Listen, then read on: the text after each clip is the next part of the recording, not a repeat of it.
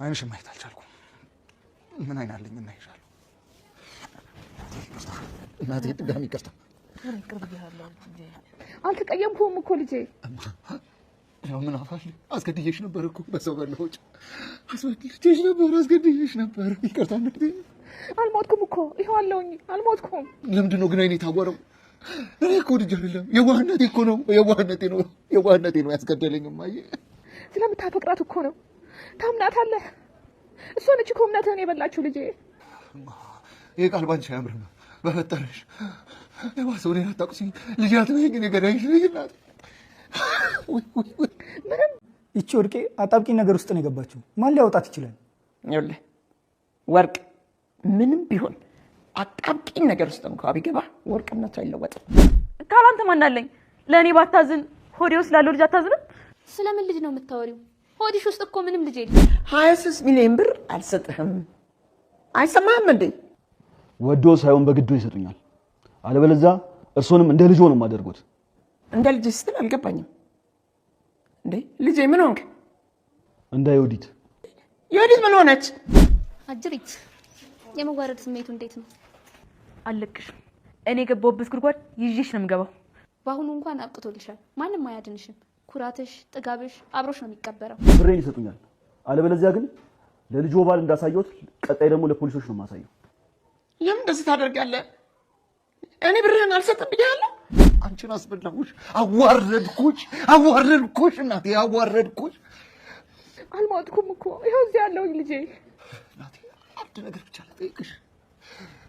በምትወጂው አምላክ ይቅርታ። ሁሉም ነገር ተጋለጠባት። አጋቹ ቪዲዮውን ለወንደሰን ካሳየ በኋላ ወንደሰን ሌላ ሰው ነው የሆነባት። ሌላ ሰው ሆነባት? ስት እንዴ? እሺ ደበደባት? ካልገደልኳት እያለ ነው። እማዬ እባክሽ እናቴ ይቅርታ አድርጊልኝ። እባክሽ እማዬ ይቅርታ አድርጊልኝ። ወንድዬን ይቅርታ እንዲያደርግልኝ ንገሪው እባክሽ እማዬ። ሊገለኝ ነው። የት አባቷ ሄደች? እማዬ እባክሽ ተነሽላ፣ ተነሽ።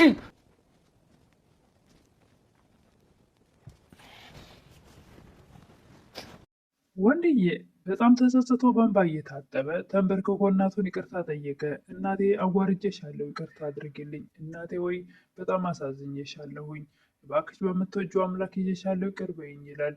እናትም ልጄ አልተቀየምኩም ይላሉ። መጀመሪያውንም ሲራቡ ሲጠሙ ከተገባቸው የቀረበው ምግብ ተመንጭቆ ሲወሰድባቸው የልጃቸውን ትዳር ላለማፍረስ ሁሉን ነገር ቻል አድርገውት ራቡንም ጥሙንም ትንፍሽ ሳይሉ መናገርም ከአቅማቸው በላይ ሆነው የሚናገሩ ሰዓትም ወንድዬ በፍጹም ባለቤቴ መልካም ሴት ናት በማለት ፈጽሞ ሊሰማቸው አይፈልግም ነበር። በስተመጨረሻም ወንደሰን እጅግ በጣም ከመናደዱና ከመበሳጨቱ የተነሳ የእናቱ ስቃይ ስለታየው ዮዲትን እንግዲህ ካልፈለግከኝ ወደ እናቴ ልሄድ በምትል ሰዓት በፍጹም የትም ንቅንቅ እንዳትይ፣ እናቴን እንዳሰቃይሻት ሳላሰቃይሽ ከዚህ መሄድ አይቻልም በማለት ቢላ ይዞ አጠገቧ መጥቷል።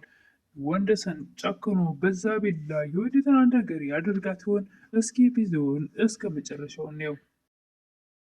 ሰላም ጤና ይስጥልኝ ውድና የተከበራችሁ በመላው ዓለም ያላችሁ ኢትዮጵያና ኤርትራውያን ናችሁ። እግዚአብሔር ይመስገን ደህና ነኝ። የእናት ክፍል ድራማ ክፍል 36ን አብረን እናያለን። የባለፈው ክፍል የዓለም አጋች ለወንደሰን ዓለም የቀረጸችውን ቪዲዮ እናቱ ስትሰቃይበት የቆየችውን ቪዲዮ ሲያይ በፍጹም እኔ አላምንም፣ ይሄ ነገር ሊሆን አይችልም በማለት እዚህ ላይ ነበረ ቪዲዮ ያለቀው።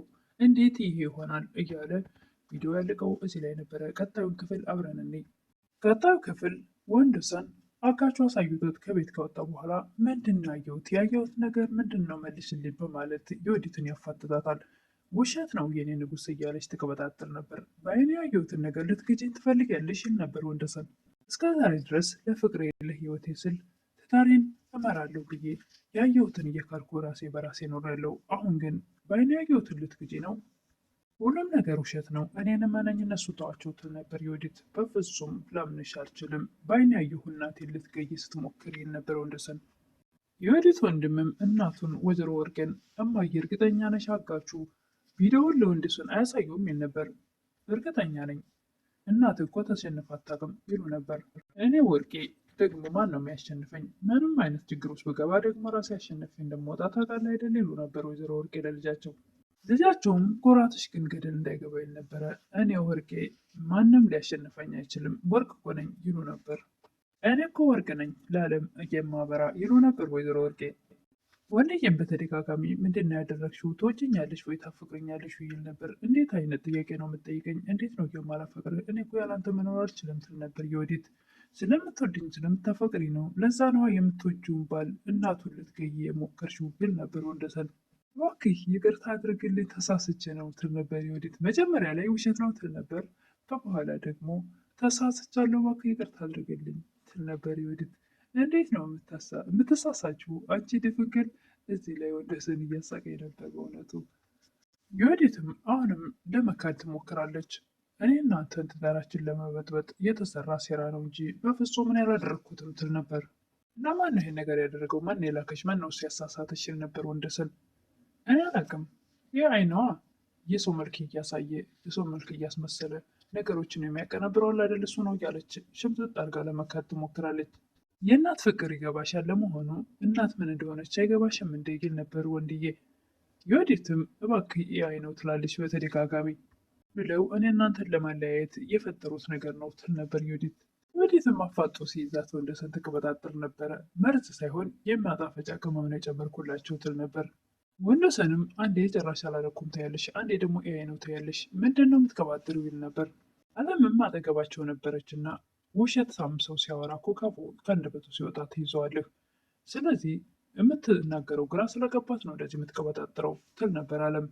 የወዲትም እባክህ ለእኔ ባታዝን ወደ ውስጥ ላለው ልጃችን አታዝንም ትል ነበረ። አለምም ቀጠለች።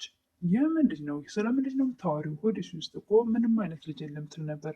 አለምም ቀጠለች።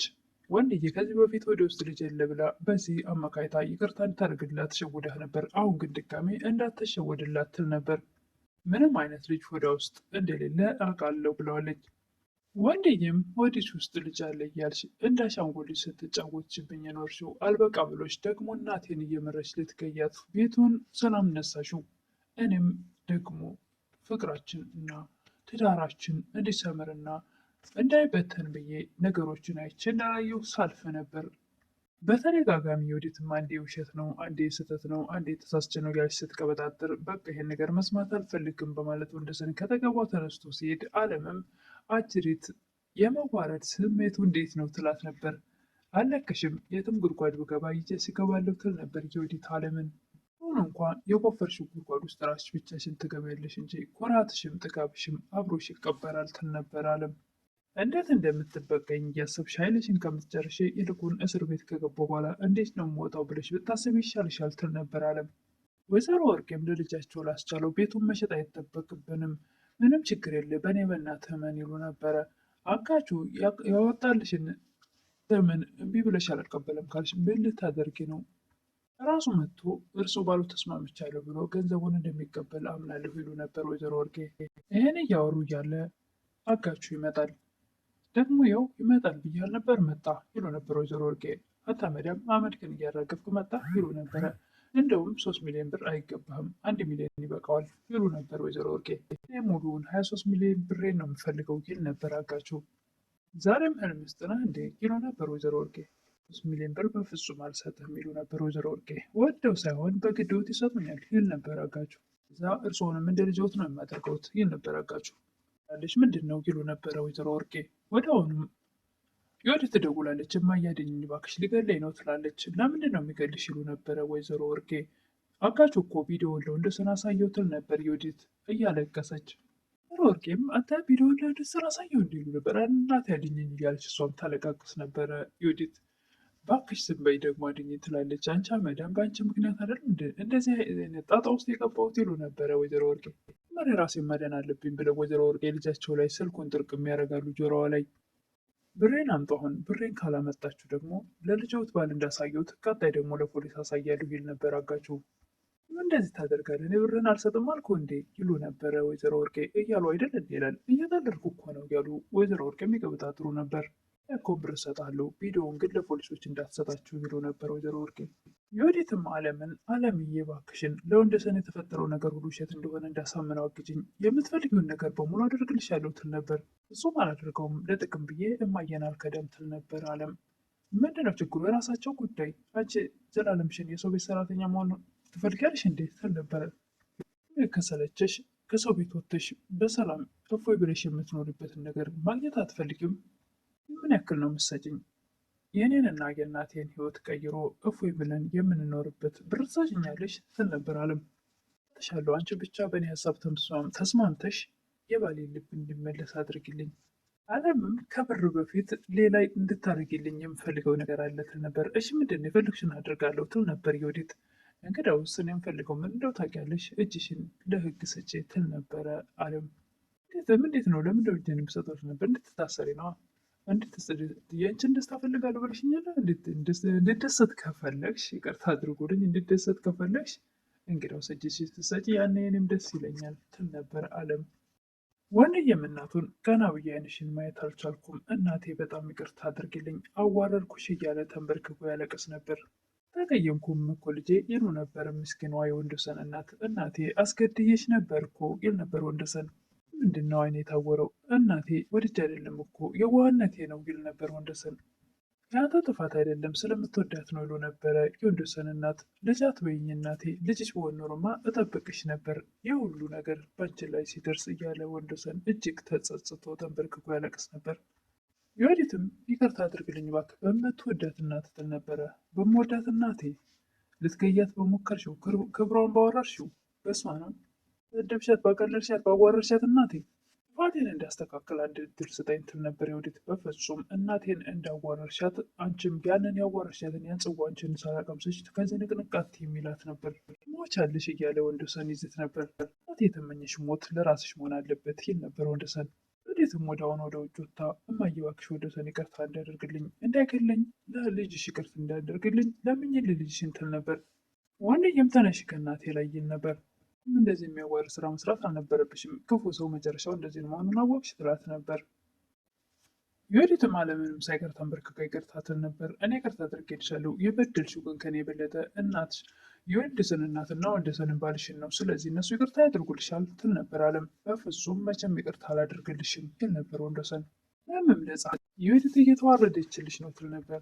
በስተመጨረሻም ወንዶሰን እናቴን እንዳሰቃየሽ ሳላሰቃይሽ ንቅንቅ አትይም ሲል ነበርና ቢላ ይዞ አጠገቧ መጥቷል። ወንዶሰን ጨክኖ የወዲት ላይ ጉዳት አድርስ ሲሆን እሱን እንግዲህ በቀጣይ የምናየው